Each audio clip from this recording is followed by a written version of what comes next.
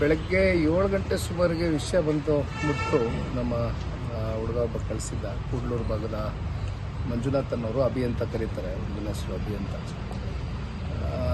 ದಯಮಾಡಿ ಚುನಾವಣೆಗಳ ಏರುಪೇರು ಇರುತ್ತೆ, ಆದರೆ ಪಕ್ಷದ ಕಾರ್ಯಕರ್ತರುಗಳಿಗೆ ಮಾಧ್ಯಮದ ಮೂಲಕ ಮನವಿ ಮಾಡ್ತೇನೆ, ಯಾವ ಕಾರಣಕ್ಕೂ ಕೂಡ ಇಂಥ ಒಂದು ಸನ್ನಿವೇಶಕ್ಕೆ ನಿಮ್ಮ ಕುಟುಂಬವನ್ನು ಎದುರಿಸ್ತಕ್ಕಂಥ ಒಂದು ಸಂದಿಗ್ಧ ಪರಿಸ್ಥಿತಿಯಲ್ಲಿ ಯಾರನ್ನೂ ಕೂಡ ದೂಡಬೇಡಿ. ದಯಮಾಡಿ ನಿಮ್ಮ ಈ ಒಂದು ಪ್ರೀತಿ ವಿಶ್ವಾಸಕ್ಕೆ ನಾವೆಲ್ಲರೂ ಋಣಿಯಾಗಿರ್ತೇವೆ. ಆದರೆ ಚುನಾವಣೆಗಳಲ್ಲಿ ಗೆಲುವು ಸೋಲು ಅಂತಕ್ಕಂಥದ್ದು ಸಹಜ. ಅದಕ್ಕೆ ಯಾರೂ ಕೂಡ ಧೃತಿಗೆಟ್ಟು ಈ ರೀತಿಯಾದಂಥ ಕೃತ್ಯಗಳಿಗೆ ನಿಮ್ಮನ್ನು ನೀವು ಒಳಪಡಿಸ್ಕೊಳ್ಬೇಡಿ ಅಂತಕ್ಕಂಥದ್ದು ಮನವಿ ಮಾಡ್ತಿದ್ದೇನೆ. ಸರ್, ಯೋಗೇಶ್ವರ ಹೇಳ್ತಾರೆ ದೇವೇಗೌಡರು ನಿವೃತ್ತಿ ಆಗಬೇಕು ಅಂತ, ಚುನಾವಣಾ ನಿವೃತ್ತಿ, ರಾಜಕೀಯ ನಿವೃತ್ತಿ ಘೋಷಣೆ ಮಾಡಬೇಕು. ಸನ್ಮಾನ್ಯ ದೇವೇಗೌಡರು ಸಾಹೇಬರು ಅಧಿಕಾರಕ್ಕೋಸ್ಕರ ರಾಜಕಾರಣ ಮಾಡ್ತಾ ಇಲ್ಲ. ಅವರ ವಯಸ್ಸು 92 ವರ್ಷ. ಅವರ ಮಾರ್ಗದರ್ಶನ ದೇಶ ಕಟ್ತಕ್ಕಂಥದಕ್ಕೆ, ನಮ್ಮ ರಾಜ್ಯವನ್ನು ಕಟ್ತಕ್ಕಂಥದಕ್ಕೆ ಬೇಕು ಅಂತಕ್ಕಂಥದ್ದು ದೇಶದ ಗೌರವಾನ್ವಿತ ಪ್ರಧಾನಮಂತ್ರಿಗಳು ಶ್ರೀ ನರೇಂದ್ರ ಮೋದಿಜಿಯವರು ಅನೇಕ ಸಂದರ್ಭದಲ್ಲಿ ಮಾತನಾಡಿದ್ದಾರೆ. ಹಾಗಾಗಿ ಇಲ್ಲಿ ಯಾವುದೋ ಅಧಿಕಾರದ ದಾಹಕ್ಕೆ, ಅಧಿಕಾರಕ್ಕೆ ಅಂಟ್ಕೊಂಡು ಇವತ್ತು ಸನ್ಮಾನ್ಯ ದೇವೇಗೌಡರು ಸಾಹೇಬರು ರಾಜಕಾರಣವನ್ನು ಮಾಡ್ತಾ ಇಲ್ಲ.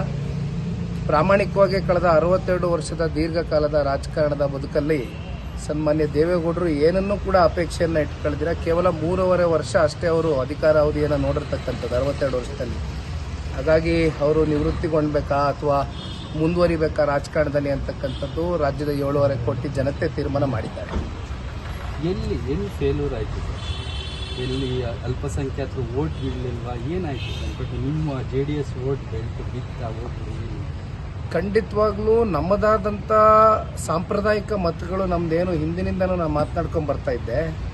ಯಾವುದೇ ಒಬ್ಬ ಸಾಮಾನ್ಯ ಕಾರ್ಯಕರ್ತ ನಿಂತಾಗಲೂ ಕೂಡ 60,000 ಮಿನಿಮಮ್ ನಂಬರ್ ಏನಿತ್ತು 87,000ಕ್ಕೆ ಹೋಗಿ ಮುಟ್ಟಿದೆ ಅದು ಅಂತಕ್ಕಂಥದ್ದಾದರೆ, ನಮ್ಮ ಜನ ಅಂದರೆ ಪಕ್ಷದ ಅಭಿಮಾನಿಗಳು ಅಂತಕ್ಕಂಥದ್ದು ಏನು ಗುರುತಿಸ್ಕೊಂಡಿದ್ದಾರೆ ಅವ್ರು ಯಾರೂ ಕೂಡ ನಮ್ಮ ಕೈಯನ್ನು ಬಿಟ್ಟಿಲ್ಲ.